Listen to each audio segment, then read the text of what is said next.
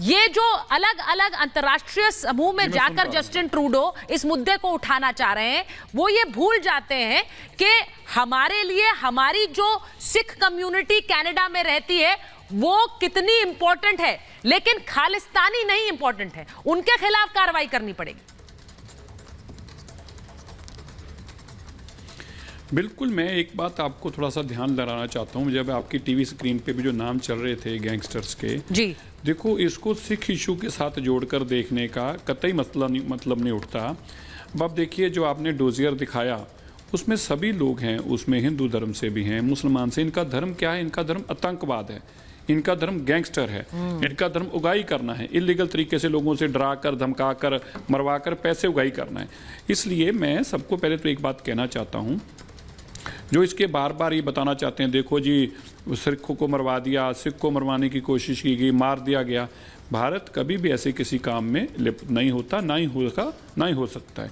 जो इन्होंने आतंकवाद की घटनाएं देश में की हैं, उनके खिलाफ डोजियर जो है बाकायदा एक लीगल जो प्रोसेस है उसको अडॉप्ट किया भारत ने।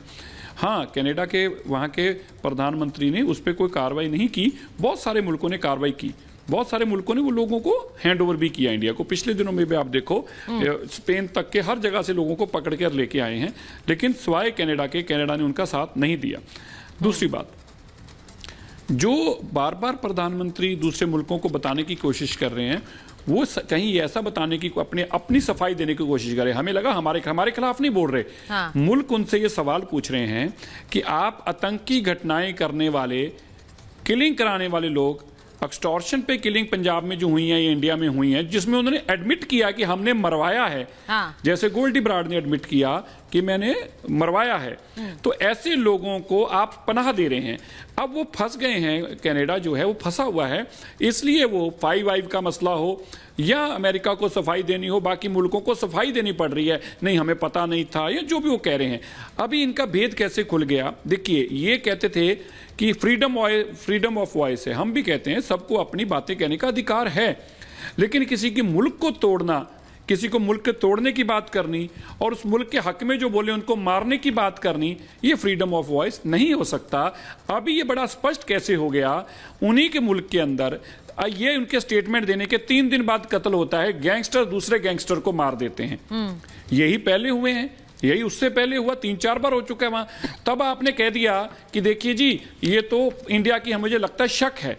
आपने तब भी नहीं कहा मेरे पास सबूत है, शक है। Exactly. अब आप बताइए आज आप क्या कहेंगे?